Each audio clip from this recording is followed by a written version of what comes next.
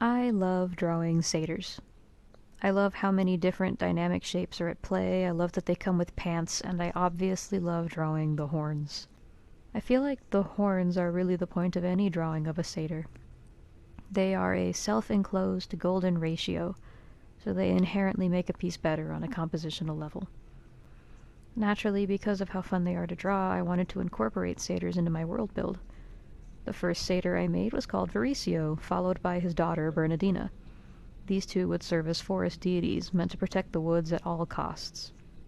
Visually, they're classical satyrs for the most part, and I like these two the way they are, but I admittedly got a little bored of just drawing one of two characters with horns, so I decided I'd branch out a little bit and make satyrs into a distinct part of devilish culture.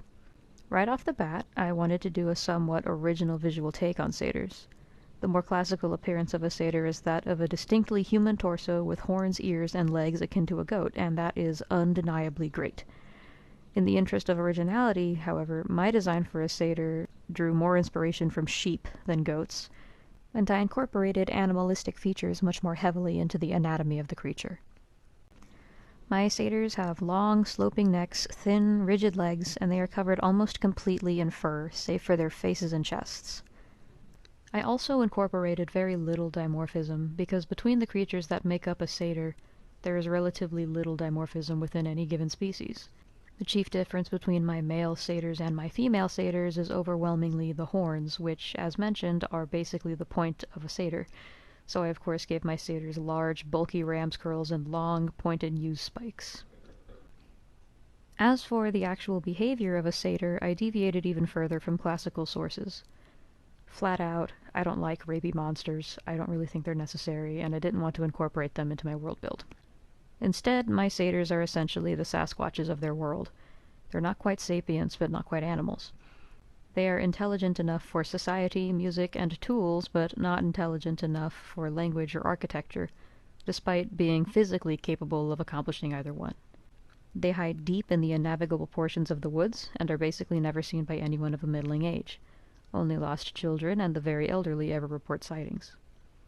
They do have pan flutes, but the music they make is very basic, and they only have 3 reeds. It's said to be extremely alluring and somewhat haunting when heard from deep within the woods.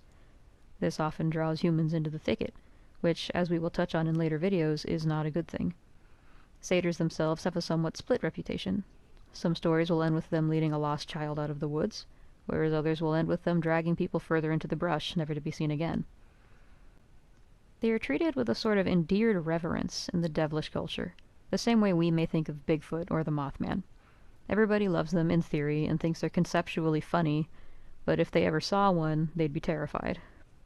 I also think it would be kind of funny if they were in some sort of one-sided conflict against Vericio and Bernardina. Actual lesser forest gods versus cryptids fighting for the legitimate attention of the masses is just conceptually funny to me. That's all I have to say on the satyrs for now. Thanks for stopping by.